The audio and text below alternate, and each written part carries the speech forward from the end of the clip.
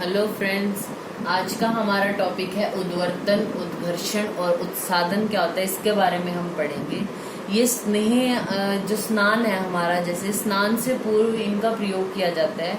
नित्य परिमार्जन के रूप में इसका हम प्रयोग कर सकते हैं, यानी डेली यूज कर सकते हैं। तो सबसे पहले हम बात करते हैं उद्वर्तन क्या होता है। उद्वर्तनम कषाय आदि चूर्ण गात्र घर्षणम, यानी कषाय है या चूर्ण है आदि का शरीर पर घर्षण करना उद्वर्तन कहलाता है। जब भी हम कोई स्किन में यूज कर रहे हैं, जैसे लेप यूज कर रहे हैं, उद्वर्तन उद्घर्षण आदि का प्रयोग कर रहे हैं, तो हम ये हमेशा प्रतिलोम डायरेक्शन में यूज करते हैं। मतलब जो बाल होते हैं हमारे, हेयर्स की जो डायरेक्शन है, जैसे इस तरफ हेयर की डायरेक्शन है, तो हम इससे अपोजिट यानी प्रतिलोम दिशा में किसी भी उद्वर्तन उद्घर्षण या उत्सादन का प्रयोग करते हैं। इससे क्या होता है, वो जो रोमकूप होते हैं उनमें प्रविष्ट होकर अपना जो उसका एक्शन है वो परफॉर्म कर लेता है अच्छे से। ठीक है, अगर अनुलोम दिशा में यूज करोगे तो वो उतना स्किन के अंदर जाके जो वो अपना काम नहीं कर पाता। तो उद्वर्तन क्या हुआ, कषाय आदि है और जो चूर्ण है उनका शरीर पर घर्षण करना उद्वर्तन कहलाता है, और प्रतिलोम गति भी करते हैं। अब जो उद्वर्तन होता है उसका प्रभाव क्या होता है हमारे शरीर पर। जो उद्वर्तन है वो वातहर है, कफ और मेद को पिघलाने वाला, शरीर में स्थिरता लाने वाला, त्वचा का प्रसादन करने वाला। ठीक है, फिर आता है उद्घर्षण क्या होता है। उद्घर्षणम अस्नेह औषधम, ये वर्ड याद रखना है। उद्घर्षण में बोला है अस्नेह, मतलब स्नेह का यूज नहीं करना। चूर्ण आदि भी घर्षणम, यानी बिना स्नेह के औषध के जो चूर्ण है उनका शरीर पर घर्षण करना उद्घर्षण कहलाता है। इसको रेनफोर्स्ड फ्रिक्शन भी बोलते हैं। इसके बेनिफिट्स ये भी वात नाशक है, त्वचा का प्रसादन करने वाला, प्रसन्नता लाने वाला, अग्निवर्धक, कंडू, शोफ, पीड़िका आदि का नाश करने वाला होता है। फिर हम बात करते हैं उत्सादन की।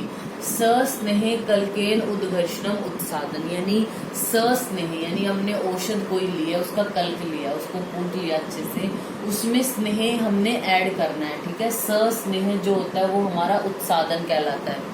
तो ये हमारा हो गया इन तीनों की डेफिनेशंस। बेनिफिट्स क्या है, ये सिराओं के मुख्य वृद्धि का मतलब रोमकूपों में जाएगा, और जो भ्राजक पित्त है, त्वचा स्थित जो भ्राजक पित्त है उसको निखारने का काम करता है, उसको बढ़ाता है। गुड अपीयरेंस, क्लियरिटी, ब्यूटी को लाने वाला है, अग्निवर्धक है, कंडू नाशक है। फिर हम पढ़ते हैं इसकी विधि। हमने उद्वर्तन उद्घर्षण उत्सादन ये है, किस विधि से कैसे कराने हैं। ये प्रातः काल किया जाता है, स्नान से पूर्व ये प्रक्रिया की जाती है। पेशेंट को जो है वो, जैसे हम बोलते हैं कि बाउल और ब्लैडर को एम्प्टी करना है, और सबसे पहले जैसे हम स्टार्ट करते हैं तो सबसे पहले जो है वो लेग से स्टार्ट करते हैं, फिर आर्म्स पे, फिर चेस्ट रीजन पे, एब्डोमन, बैक, फिर ग्लूटियल रीजन पे करते हैं। लेकिन करते हैं हमेशा हर जगह पर अपवर्ड डायरेक्शन में, यानी जो हमारे हेयर्स की डायरेक्शन है उसके अपोजिट, यानी प्रतिलोम विधि से हमने ये करना है। 30 से 40 मिनट तक ये करना है। फिर पेशेंट को जैसे ही ये हो गया तो पेशेंट को थोड़ी देर रेस्ट करने को बोलना है, फिर उसके बाद हॉट वाटर से जो वो बात करने को बोलना है। फिर आता है इसका थेरेपेटिक एक्शन क्या है, यानी ये काम कैसे करता है। नॉर्मली तो हम कर लेंगे, लेकिन चिकित्सा में क्या यूज है इसका। जैसे आचार्य चरक ने बताया है सूत्र स्थान में कि दुर्गंधता नाशक है, कंडू है, मल, स्वेद, भारीपन, तंद्रा, इन सब का नाश करने वाला होता है। ठीक है, तो आदि मतलब बहुत सी ज्यादा जो बीमारियां वो तो हमारे स्वेद से उत्पन्न हो रही हैं। ठीक है, दुर्गंधता है, स्वेद है, जैसे यानी जो स्किन डिजीजेस है वो तो ये नाश करने वाला होता है, वो थेरेपेटिक एक्शन है इसका। आचार्य सुश्रुत ने वर्णन करते हुए लिखा है उद्वर्तन के बारे में, उद्वर्तनम वात हरम, वात को हरने वाला होता है, यानी थेरेपेटिक एक्शन क्या है, वात को हरता है। कफ मेदो विलापनम, कफ और मेद का विलापन करता है, यानी उनका क्षय करता है। किसी में कोई फैटी पर्सन है तो अगर हम उसमें उद्वर्तन का प्रयोग करते हैं, उसके कफ और मेद को कम करने वाला होता है। स्थिरीकरण अंगानाम, यानी जो अंग है उनकी वो स्थिरता लाने वाला होता है।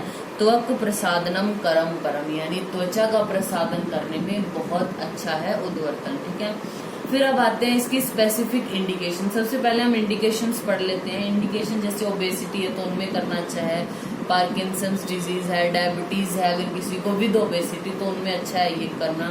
मल्टीपल स्क्लेरोसिस में, मस्कुलर डिस्ट्रोफी, सेरिब्रल पाल्सी या स्किन डिजीजेस है उनमें अच्छा होता है उद्वर्तन उद्घर्षण और उत्सादन को करना।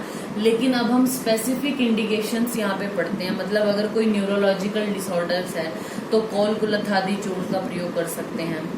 अगर ओबेसिटी है तो त्रिफला चूर्ण से हम उद्वर्तन उद्घर्षण या उत्साधन के रूप में प्रयोग कर सकते हैं। बालू का या इष्टिका चूर्ण का प्रयोग कर सकते हैं। स्किन डिजीज है तो निम्बादी चूर्ण का।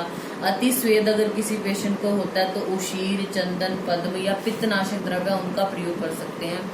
और जो है वो ओबेसिटी में हम कुलथ, मुद्ग, यव या त्रिफला इनका भी हम यूज कर सकते हैं। तो ये हमारा टॉपिक हो गया उद्वर्तन, उद्घर्षण और उत्साधन। Thank you.